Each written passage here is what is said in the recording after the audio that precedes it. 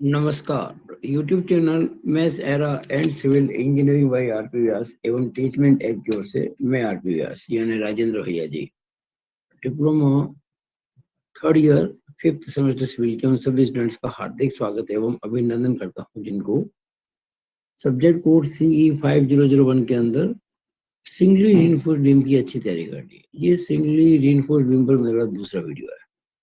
It is second video on this unit singly reinforced beam.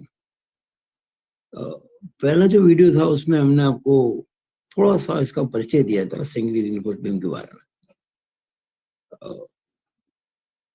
आज इस video में हम कुछ चुने हुए प्रश्न करेंगे जिनके आने की संभावना 3 नंबर वाले प्रश्नों में है। देखा ना, 3 मार्क्स क्वेश्चंस। अधिकांश इसमें थ्योरेटिकल क्वेश्चंस होते हैं और कुछ क्वेश्चन मैं 3 नंबर में मान के कर रहा हूँ, पर हो सकता है कुछ क्वेश्चन 8 नंबर में भी आ जाए। और मैं जब बाद में 8 नंबर के क्वेश्चन करूंगा वो कभी कभी 3 नंबर में भी आए थे। तो कोई हार्ड एंड फास्ट रूल नहीं है ये 3 में आएगा या 8 में आएगा।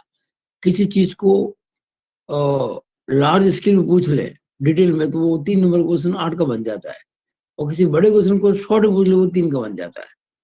हमारा मुख्य उद्देश्य क्या है कि आपको समझाना किसी चीज के बारे में।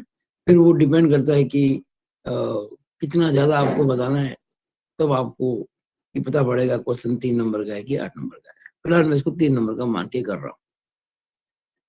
तो आज के वीडियो का पहला प्रश्न, आरसीसी के गुण, प्रॉपर्टीज ऑफ आरसीसी यानी कि रीइंफोर्स्ड सीमेंट कंक्रीट के गुण क्या हैं, इनकी प्रॉपर्टीज क्या हैं। ये क्वेश्चन 2020 में आया हुआ है। आपको जो मैंने एक पीडीएफ दी है, अब उस पीडीएफ में पेज नंबर 23 पर जब जाएंगे, पेज नंबर 23 पर, उसमें 2020 का जो क्वेश्चन पेपर है उसमें क्वेश्चन दूसरे का दूसरा ही है।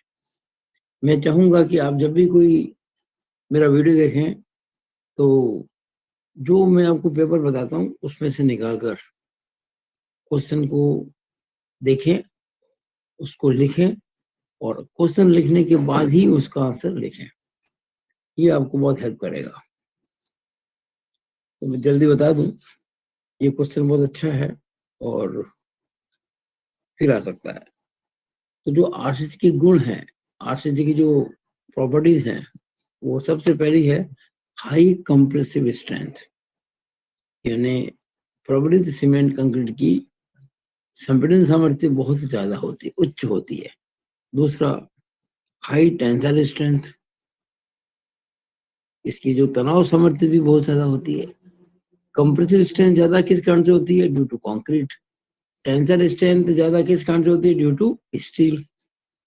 तीसरा, economical due to very low maintenance cost, इसकी जो मेंटेनेंस कॉस्ट है वो कंपेटिवली कम होती है। और जब रख रखाव और जो खर्चा होता है मेंटेनेंस का, यानी खर्चा जो होता है वो जो कम होता है, तो वो जो होते हैं आपके सेक्शन इकोनॉमिकल कहलाते हैं, यानी मितव्ययी कहलाते हैं।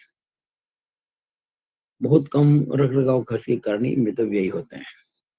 चौथा, least chances of buckling, RCC के बक्कल होने की यानी कि व्याकुंचित होने के चांसेस ना के बराबर होते हैं, बहुत कम होते हैं। इसका लाभ है, अगर कोई प्योरली स्टील का स्ट्रक्चर है तो उसके बक्कल के चांसेस ज्यादा होते हैं और आरसीसी के बहुत कम होते हैं। फिर ये हाईली रेजिस्टेंट टू फायर, यानी कि उच्च अग्नि प्रतिरोधकता इसके अंदर होती है। आग लगने की संभावना इसके अंदर बहुत कम होती है, बहुत ज्यादा प्रतिरोधी है, बहुत ज्यादा रेजिस्टिंग है फायर के अगेंस्ट में। Highly resistant to climate changes, यानी वातावरण में कोई बदलाव होता है ना, कभी सर्दी कभी गर्मी कभी बरसात, तो वातावरण में जो चेंजेस होते हैं उसका प्रतिरोध आरसीसी बहुत अच्छे ढंग से करता है। सातवां, हाई रेंज ऑफ शेप, यानी आपको आरसीसी का कोई स्ट्रक्चर बनाना है तो आप किसी भी शेप में उसको बना सकते हैं फ्रेमवर्क के द्वारा, यानी कि इसकी बहुत बड़ी रेंज है। आप अपने हिसाब से मन चाहे आकार में इसको ढाल सकते हैं। ये आरसीसी का गुण है।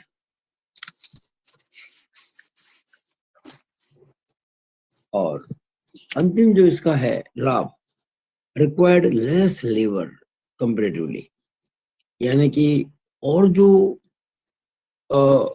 स्ट्रक्चर्स हैं, मेनली हम बात करते हैं स्टील स्ट्रक्चर्स, उसमें जो लेबर कॉस्ट चाहिए उसकी तुलना में इसमें कम लेबर की जरूरत पड़ती है। यहाँ जब हम बात करते हैं रिक्वायर्ड लेस लेबर, इसका मतलब यहाँ संख्या से भी है और स्किल से भी है, यानी कि आपको सामान्य श्रमिकों से काम चल जाएगा। जबकि स्टील स्ट्रक्चर्स में तो बहुत ज्यादा अनुभवी, बहुत ज्यादा ट्रेंड और बहुत अधिक लेबर की जरूरत पड़ती है। तो ये भी इसका पॉइंट है। तो मुझे आशा है कि आप ये अच्छे से याद कर पाएंगे इन 8 पॉइंट्स को। अगला question, suitability of steel in RCC, यानी कि प्रबलित सीमेंट कंक्रीट में स्टील की क्या उपयुक्तता है। अरे भाई, हम कहते हैं ना आरसीसी रीइंफोर्स सीमेंट कंक्रीट, हम सीमेंट कंक्रीट को स्टील की छड़े डालकर रीइंफोर्स करते हैं, यानी कि मजबूत बनाते हैं।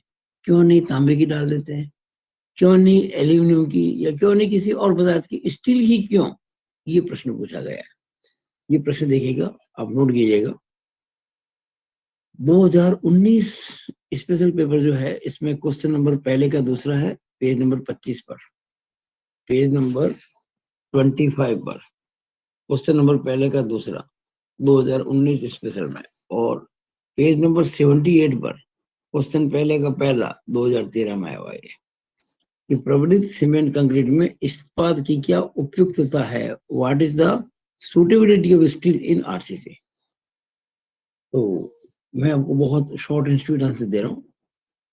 मैं जो आपको आंसर दे रहा हूँ ये आपको सामान्यतः किसी किताब में नहीं मिलेगा, मैंने बहुत मेहनत से इसको तैयार किया है। इन कारणों से इस्पात आरसीसी में उपयुक्त है। Due to following reasons steel is suitable in RCC. हमने कारण बताए। पहला कारण, वेरी स्ट्रॉन्ग, बहुत मजबूत है। कौन? स्टील। किसमें? टेंशन में यानी कि तनाव में, कंप्रेशन में यानी कि संपीड़न में, शियर में यानी कि अपरूपण में, और टॉर्सन में यानी कि ऐंठन में। ये जो 4 प्रकार के जो फोर्सेस होते हैं, tension, compression, shear and torsion, इन चारों में स्टील कंपेरेटिवली बहुत स्ट्रॉन्ग होता है। दूसरा, very good bonding with concrete. देखिए, कंक्रीट के साथ में जो इसकी बंधनता है, बॉन्डिंग है, जकड़ है, पकड़ है, वो और धातुओं की तुलना में सबसे ज्यादा होती है। इसलिए हम स्टील को काम में लेते हैं। क्या याद रखें? Very good bonding with concrete, concrete के साथ बहुत अच्छी बंधनता इसकी होती है। ये बॉन्डिंग है, हम बाद में पढ़ेंगे आरसीसी के अंदर, ये यूनिट 4 जो ना आपका, उस पे है, इसी पे है। उसके बाद जो तीसरा है इसका, वो है हाईली डक्टाइल, उच्च स्तरीय तन्यता। स्टील की जो बार्स हैं, स्टील की जो रॉड्स हैं, वो बहुत ज्यादा फोर्स आने पर खींचने के लिए स्वतंत्र है, यानी कि इसमें तन्यता बहुत ज्यादा होती है। ये जो प्रॉपर्टी है, ये कई बार बहुत फायदेमंद होती है। और स्ट्रक्चर जब ढहने वाला होता है, जब फेल होने वाला होता है, उसके पहले आपको इंडिकेशन मिल जाता है अभी फेल होने वाला है। मतलब हमको एक तरह से अलार्मिंग पोजिशन कहते हैं ना उसको, वो पता पड़ जाती है। तो ये देखा मैंने यहाँ पे मोर, देखिए क्या होता है ना, हाईली डक्टाइल, उच्च स्तरीय तन्यता, मोर इलोंगेशन बिफोर फेलियर, विफलता से पहले उच्च खिंचाव। दूसरा, sufficient warning, sufficient warning time before failure, विफलता से पहले उचित चेतावनी देने वाला समय हमको मिल जाता है। यानी ये नहीं कि एकदम से फेलियर हो गया, ऐसा नहीं होता है। आपको बाकायदा पता पड़ेगा और आप अपने हिसाब से जो भी सुरक्षा की दृष्टि से तैयारी करनी वो कर सकते हैं। ये अगर स्टील की जगह दूसरा होता है, ये फायदे उसको नहीं मिलते। ये कारण है स्टील को काम में लेने का। आगे चलते हैं।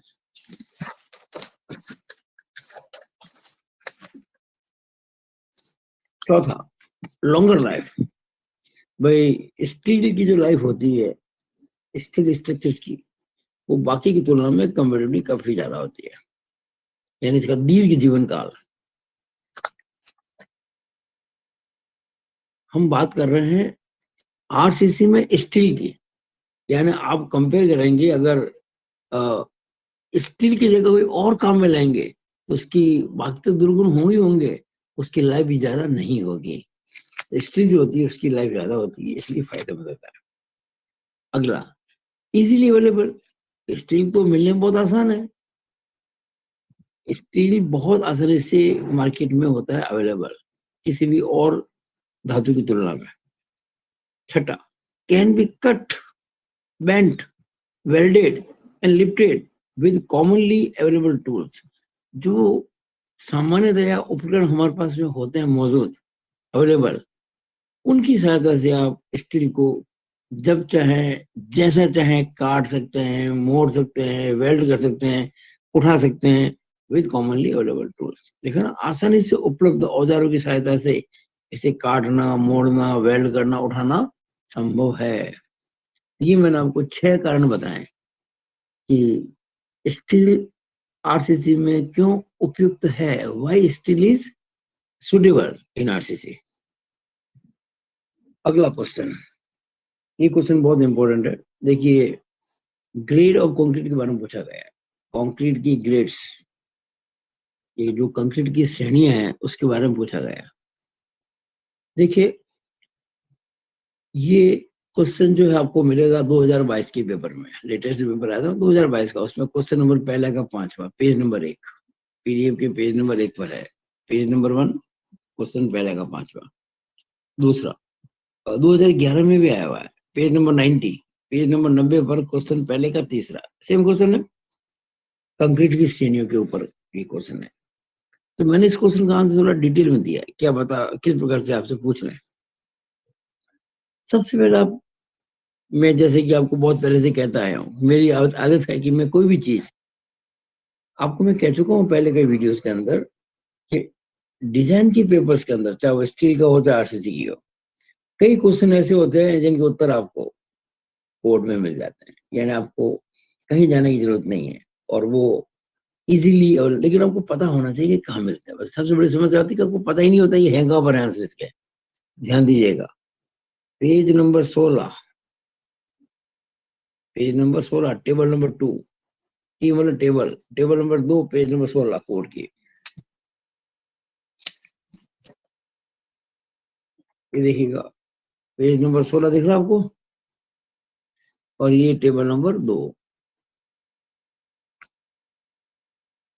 ये सब कुछ मिल रहा है आपको, सब कुछ। ये जो क्वेश्चन पूछा ना, उसको पूरा उत्तर इसके अंदर है, फुल क्वेश्चन और फुल आंसर है क्वेश्चन का, ये सब कुछ इसमें लिखा हुआ है, आप अगर ध्यान से देखेंगे।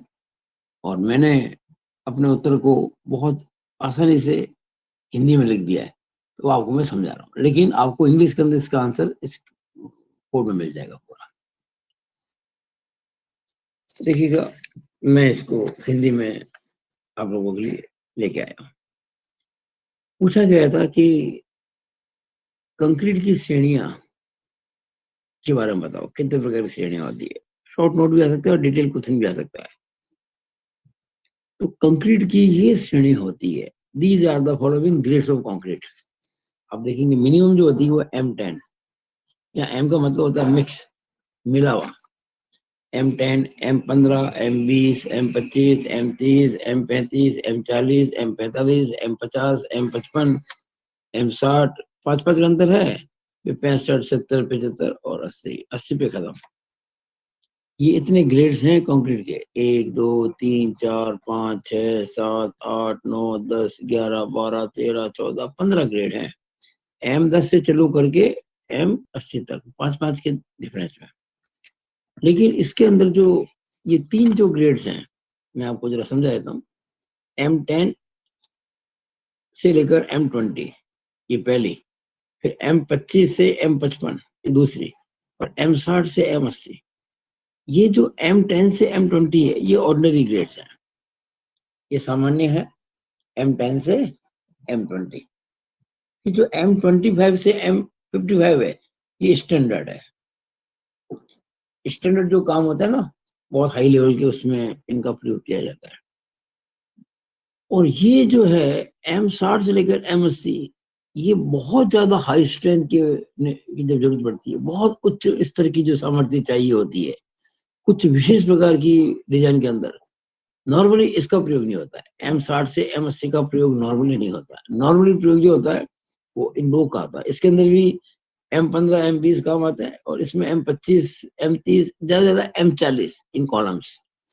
तो ऑर्डिनरी जिसमें M10 से M20 और स्टैंडर्ड यानी कि M25 से M55। ये आपके 3 कैटेगरी है। तीसरी कैटेगरी नॉर्मली काम में नहीं आती है, हाई स्ट्रेंथ के लिए जो है। तो पूछा गया ना कि कई बार पूछते हैं भाई what do you mean bye grade of concrete. हमने अभी तो मीनिंग तो नहीं बताया, लेकिन ग्रेड ऑफ कंक्रीट का मतलब अभी बताएंगे। ये उसका एम का वाला मिक्स से होता है। अब वो आपसे कई बार पूछेंगे M20 का मतलब क्या, M25 का मतलब क्या, ये 30 क्या है, 35 क्या है, वो आप समझ लीजिएगा। क्या होता है, हम कंक्रीट का ब्लॉक बनाते हैं, कंक्रीट के ब्लॉक बनाते हैं, क्यूब यानी घन की आकृति के क्यूबिकल। वो जो फ्रेम होता है ना जिसमें क्यूबिकल कंक्रीट बनाते हैं, उसकी साइज होती है 150 mm by 150 mm by 150 mm, यानी कि एक क्यूब 150 mm का हम बनाते हैं कंक्रीट का। कंक्रीट का जब क्यूब बन जाता है तो उसके बाद क्या होता है कि हम क्यूब को बनाने के बाद में वो सूखता है, तो इसको हम तराई करते हैं, क्योरिंग करते हैं। आप देखते होंगे जब कभी भी घर में काम होता है प्लास्टर का किसी भी मकान को बनाने में, तो कहा जाता है कि इसकी तराई कीजिए। अगर आप तराई नहीं करेंगे, उसको क्योर नहीं करेंगे, तो उसके अंदर स्ट्रेंथ नहीं आएगी। तो ये बात हम कर रहे हैं क्यूब की। जो कंक्रीट का क्यूब बनाया है 150 mm साइड का जो क्यूब बनाते हैं, क्यूब बनाने के बाद में उसमें हम उसकी क्योरिंग करते हैं, तराई करते हैं। कितने? 28 दिन तक, 28 डेज। ध्यान दीजिएगा, 28 डेज। और उसके बाद उसकी स्ट्रेंथ नापते हैं कंप्रेशन के अंदर, संपीड़न में। जैसे हम कहते हैं कि M25 कंक्रीट, इसका मतलब कि आपने वो जो कंक्रीट है उसका एक मिक्स बनाया। मिक्स कैसे बनाता है आपको बताऊंगा मैं अभी। मिक्स बनाया और 150 बाई 150 बाई 150 की साइज का कंक्रीट का क्यूब बनाया उस मिक्स से, और उसकी 28 दिन तक हमने तराई की। और उसके बाद उसको कंप्रेशन में चेक किया तो उसकी स्ट्रेंथ 25 न्यूटन पर mm² आई, FC की, यानी कि कैरेक्टरिस्टिक्स कंप्रेसिव स्ट्रेंथ। हमने कहा FC के, अभी हम बात करेंगे इसकी FC के। अगर कोई M30 कंक्रीट है तो 150 mm साइज का क्यूब जो बनाया जाएगा उस कंक्रीट के मिक्स से, उसकी स्ट्रेंथ 28 दिन के बाद, 28 दिन की तराई होने के बाद उसकी स्ट्रेंथ 30 न्यूटन पर mm² होगी। ये मैंने आपको बताने की कोशिश की है। क्यूब साइज जो होती है 150 बाई 150 बाई 150 की होती है।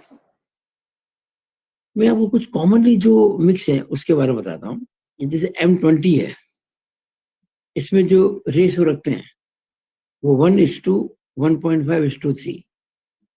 अब ये पहला, दूसरा, तीसरा क्या है देखिए। Cement, sand and coarse aggregate. Cement, रेत और मोटा मिलावा, ये फाइन एग्रीगेट, कोर्स एग्रीगेट होते हैं ना। तो हम अभी बात कर रहे हैं मोटा मिलावा, कुछ मोटे दाने वाले पत्थर जो होते हैं। तो M20 कंक्रीट जो है, M20 जो मिक्स है, उसमें एक बोरी अगर आप सीमेंट डालते हैं तो 1.5 बोरी क्या डालेंगे इसके अंदर? रेत। और 3 बोरी क्या डालेंगे? Coarse aggregate. उसका जो मिक्स बनेगा उसको M20, क्योंकि उसकी जब आप बाद में स्ट्रेंथ नापेंगे ना, 20 न्यूटन पर mm² आएगी।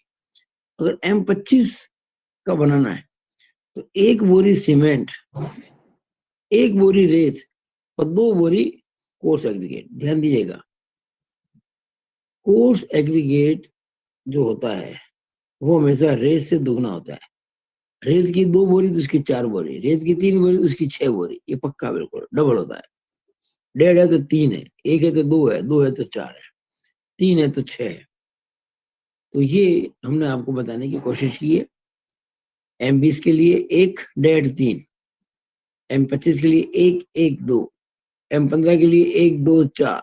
M10 के लिए 1, 3, 6। M10 सबसे हल्का है। ये आपको मैंने समझाने की कोशिश की है कि भाई कंक्रीट की ग्रेड्स क्या होती है, और ये आपको मिलेगा इस कोड के अंदर, पेज नंबर 16 पर, टेबल नंबर 2।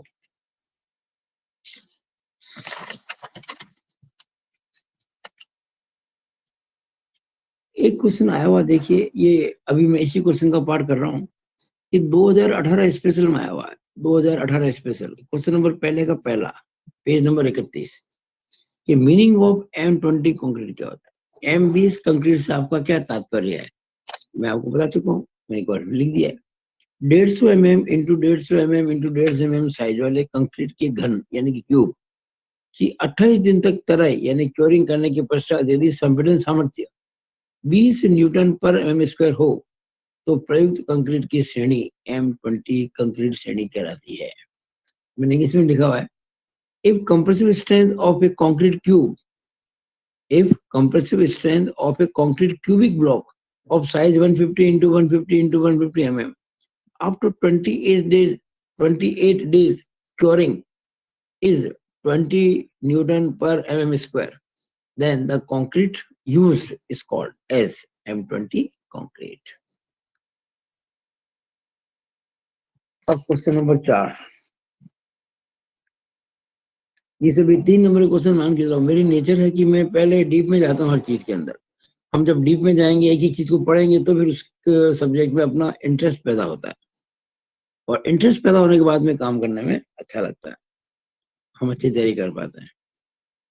देखिएगा, ये कई बार आ चुका क्वेश्चन, 3 दफे तो मेरे रिकॉर्ड में है, कि what do you mean by characteristics strength, चारित्रिक सामर्थ्य क्या होती है। चारित्रिक सामर्थ्य क्या होती है, व्हाट इज कैरेक्टरिस्टिक्स स्ट्रेंथ। ये आप देखेंगे अगर पेज नंबर 66, पेज नंबर 66 मेरी पीडीएफ में जो मैंने भेजी है, 2015 स्पेशल का पेपर है, क्वेश्चन नंबर पहले का दूसरा है। फिर क्वेश्चन नंबर पहले का चौथा है 2010 स्पेशल में, पेज नंबर 93 पर। फिर क्वेश्चन पहले का तीसरा है 2007 की पेपर में, पेज नंबर 112 पर। सेम क्वेश्चन मिलेगा आपको, सेम क्वेश्चन, कैरेक्टरिस्टिक स्ट्रेंथ क्या होती है, इस पे एक टिप्पणी लिखिए।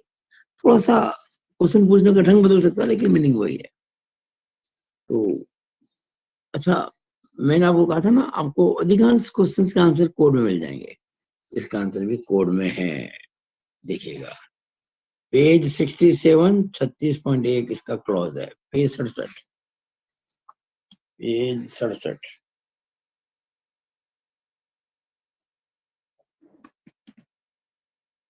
36.1, ये देखिएगा पेज 67 और ये 36.1, कैरेक्टरिस्टिक्स स्ट्रेंथ ऑफ मटेरियल्स। देखिए ना आपको, ये सब इंग्लिश में लिखा हुआ, शानदार। जो बच्चे इंग्लिश मीडियम के होते चाहे तो उसको इसी को तोड़ मरोड़ कर या थोड़ा सा चेंज करके अपनी भाषा में इंग्लिश में लिख सकते हैं, आपको कहीं जाने की जरूरत ही नहीं है। और ये मैंने इसको हिंदी में तो इसको ट्रांसलेट कर दिया अपनी बहुत ही सरल भाषा के अंदर। देखिएगा कि भाई चारित्रिक सामर्थ्य होती क्या है, व्हाट इज कैरेक्टरिस्टिक्स स्ट्रेंथ। देखिएगा, पदार्थों की वह सामर्थ्य, पदार्थों की वह सामर्थ्य जिसके नीचे परीक्षण परिणामों के 5% से ज्यादा परिणामों के आने की संभावना नहीं रहती। मैं आपको समझाता हूँ। जैसे मान लीजिए हमने कह दिया स्ट्रेंथ जो है वो 20 न्यूटन पर mm² है, हमने इसको क्या M20 के संदर्भ में, कंक्रीट जो होता है ना M20, 20 न्यूटन पर mm², हम कह रहे हैं ये जो कंक्रीट है वो M20 ग्रेड की है, यानी इसकी कैरेक्टरिस्टिक स्ट्रेंथ जो है वो 20 न्यूटन पर mm² है।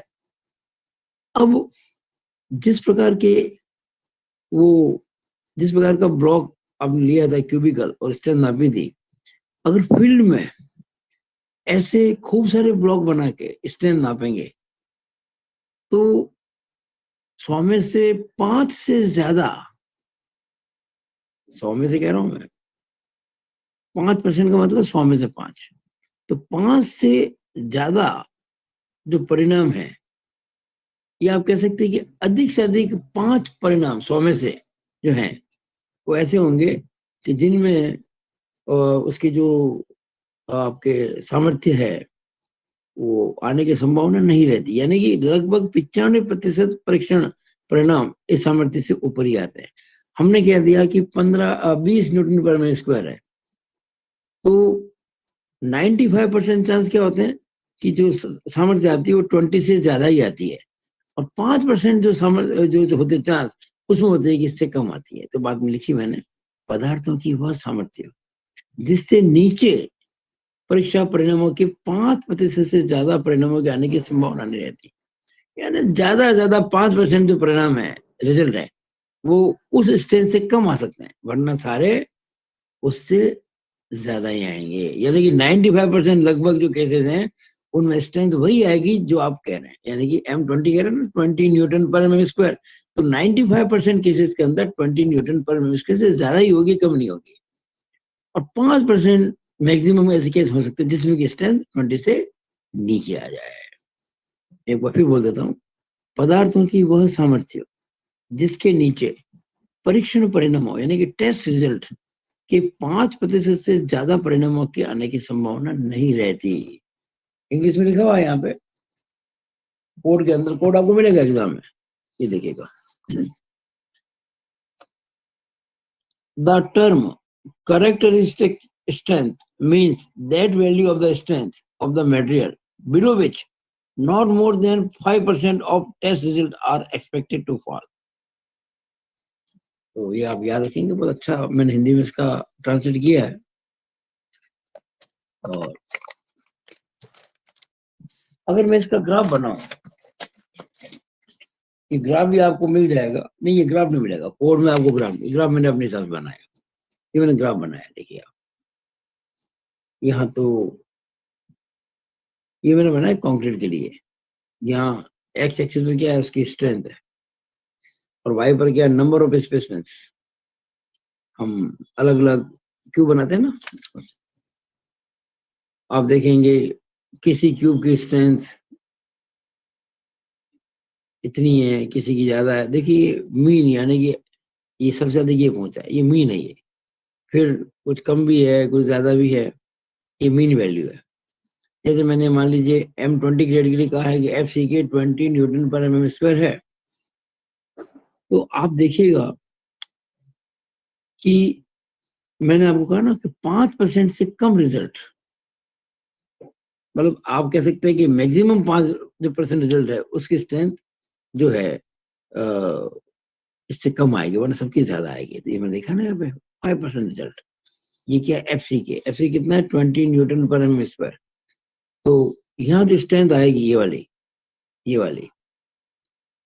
ये 5% से कम जो होंगी, ये देखा ना मैंने FC ये 20 FC वैल्यू यहाँ पे 20 न्यूटन पर mm स्क्वायर, तो उसके नीचे स्ट्रेंथ जो होगी 20 से नीचे, वो मात्र 5% केसेस की होगी। आपने 100 एक्सपेरिमेंट किए, उसमें से 5 ऐसे होंगे जिसके अंदर की स्ट्रेंथ FCK से कम आएगी, वरना सबकी स्ट्रेंथ ज्यादा आएगी। तो ये मैंने आपको M20 ग्रेड की कंक्रीट के लिए FCK 20 न्यूटन पर mm स्क्वायर जो है, इसको एक ग्राफ के द्वारा प्रदर्शित किया गया है। यहाँ स्ट्रेंथ है, ये नंबर ऑफ स्पेसिमेन है, आपने पहला लिया, दूसरा लिया, तीसरा लिया, चौथा लिया, इस प्रकार से। और इस वीडियो का अगला क्वेश्चन, ये क्वेश्चन भी 3 बार आ चुका है। और पहला देखिएगा 2015 स्पेशल, पेज नंबर 66 पे, क्वेश्चन पहले का पहला। 2010 स्पेशल, पेज 93 पे, क्वेश्चन पहले का चौथा। और 2007 स्पेशल, पेज 109 पे, क्वेश्चन पहले का पहला। वो अभी जो क्वेश्चन किया था वो था चारित्रिक सामर्थ्य, कैरेक्टरिस्टिक्स स्ट्रेंथ, और ये है चारित्रिक भार, कैरेक्टरिस्टिक्स लोड। इसका आंसर भी आपको पेज 67 पर मिल जाएगा, 36.2। अभी जो किया था वो 36.1 था, अभी जो किया था ना ये था कैरेक्टरिस्टिक्स स्ट्रेंथ, और अब आपको मिलेगा 36.2 कैरेक्टरिस्टिक्स लोड। तो ये आपको दोनों आंसर इसके मिलते जुलते हैं, देखा ना पेज 67 36.2। किसी संरचना के लिए चारित्रिक भार से तात्पर्य उस भार से है जिस भार के ऊपर परीक्षण परिणामों के आधार पर 95% से ज्यादा के आने की संभावना नहीं होती। अर्थात लगभग 5% परीक्षण परिणाम जो है वही इस भार के ऊपर आ सकते हैं। जैसे हम आपसे कहते हैं कि इस स्ट्रक्चर पर जो वजन आना है वो 500 किलो न्यूटन का आना है। हम ये मान के चलते हैं कि जो एक्चुअल लोड आएगा वो इससे कम ही होगा। हमने जो डिजाइन किया ना 500 के लिए, उससे एक्चुअल में लोड कम ही आता है सेफ्टी के लिए। अब वो चारित्रिक भार से मतलब क्या, हमने कह दिया कि इसका चारित्रिक भार 500 किलो न्यूटन है, कैरेक्टरिस्टिक लोड 500 किलो न्यूटन है। तो इसका मतलब ये हो गया कि मात्र 5% केसेस के अंदर जो लोड आएगा वो उससे ऊपर आएगा, यानी कि 95% केसेस के अंदर जो लोड आएगा वो इस लोड से नीचे ही आएगा। ये मतलब इसकी संभावना कह दो, इसकी प्रायिकता कह दो, इसकी प्रोबेबिलिटी कह दीजिए आप। तो ये आपको, ये एक्चुअली स्टैंडर्ड जो आंसर है बिल्कुल, आप इसको कम ज्यादा नहीं कर सकते। किसी संरचना के लिए चारित्रिक भार से तात्पर्य परीक्षा परिणामों के आधार पर 95% ज्यादा के आने की संभावना नहीं होती। अर्थात 5% परीक्षण परिणाम 30 बार से ऊपर आ सकते हैं। देखिए इंग्लिश में लिखा हुआ है यहाँ पे, कैरेक्टरिस्टिक्स लोड। देखिएगा मैं पढ़ रहा हूँ। The term characteristic load means that value of load which has a 95% probability of not being exceeded during the life of the structure। यानी वो स्ट्रक्चर जितने साल खड़ा रहता है उस पूरे लाइफ के दौरान 95% जो है संभावना इस बात की होती है कि लोड कभी उसको क्रॉस नहीं करेगा। ठीक है ना, 95% the probability of not being exceeded during the life of the structure। यानी 5% चांस के अंदर वो लोड जो है वो इस लोड से ज्यादा हो सकता है। नॉर्मली 95% केस में नहीं होता है। किसी संरचना के लिए चारित्रिक भार से तात्पर्य उस भार से है जिस भार के ऊपर परीक्षण परिणामों के आधार पर 95% से ज्यादा के आने की संभावना नहीं होती। अर्थात लगभग 5% परीक्षण परिणाम यानी कि टेस्ट रिजल्ट ही इस भार से ऊपर आ सकते हैं। और अब इस वीडियो का ये आखिरी जो है पेज है, ये मैंने ये जो अभी बताया आपको कैरेक्टरिस्टिक्स लोड, उसके लिए मैंने ग्राफ बना दिया है। ग्राफ आपको कोड में नहीं मिलेगा भाई। ये ग्राफ कब बनाना है, कैसे बनाना है, आप 3 नंबर क्वेश्चन तो वो छोटा आंसर देना होता है, 8 नंबर क्वेश्चन में डिटेल थी, मैंने 8 नंबर के हिसाब से कर दिया इसको। इधर तो लोड है, इधर आपके नंबर ऑफ स्पेसिमेन कह दो या फ्रीक्वेंसी कह दो, ये नॉर्मल डिस्ट्रीब्यूशन कर्व है, यानी कि अलग अलग जो आपने लिए ना स्पेसिमेन वो कितना लोड ले सकते हैं। ये मैं लिखा है यहाँ पे WM मीन लोड, M का मतलब मीन, W लोड, ये मीन लोड है। और ये WCK है, W का मतलब लोड, CK मतलब कैरेक्टरिस्टिक्स यानी कि चारित्रिक भार, ये FCK है। और लोड देखिए इधर बढ़ रहा है, यूं बढ़ रहा है, इधर लोड बढ़ता जा रहा है। और ये मैंने लाइन खींच दी FCK की, सॉरी WCK की। और हमने कहा कि 5% ऑफ रिजल्ट यानी कि 5% से ज्यादा इसकी संभावना नहीं होती है, यानी मैक्सिमम 5% लोड इसके ऊपर जा सकता है, वरना इसी के नीचे ही रहता है। यानी कि 95% केसेस के अंदर जो लोड है वो यही रहता है जो आपको दे रखा है चारित्रिक भार। हम कहते हैं कि कैरेक्टरिस्टिक लोड जो है वो 600 किलो न्यूटन है, तो 95% केसेस के अंदर वो 600 से नीचे ही होगा। 5% केसेस ऐसे हो सकते हैं कि वो लोड जो 600 को क्रॉस करता है। ये मैंने आपको बात इसमें अच्छे से समझा दी है कि लोड ऐसा है ना, इधर लोड बढ़ रहा है, एरो देखिए आप, यानी इसके आगे संभावना कितनी है, मात्र 5% की। और ये इधर नंबर ऑफ स्पेशन कह दो या फ्रीक्वेंसी कह दो। हम जब कोई बनाते ना स्पेस में, उसकी फ्रीक्वेंसी कितनी है, 1 बनाया, 2 बनाया, 3 बनाया, 4 बनाया, खूब सारे काम करते हैं, खूब हम बार बार एक्सपेरिमेंट करते हैं और पता करते हैं कि कितने लोड पे ये फेल होता है। तो मुझे आशा है कि आप लोगों को ये मेरा वीडियो अच्छा लगा होगा और आपने इसके अच्छे से नोट्स बनाए होंगे। आप जितने अच्छे नोट्स बनाएंगे उतने अच्छे आपके मार्क्स आएंगे, आपकी तैयारी भी अच्छी होगी। इसी के साथ मैं अपनी बात समाप्त करते हुए इस वीडियो को यहीं पे समाप्त करता हूँ। All over about this video. Thank you.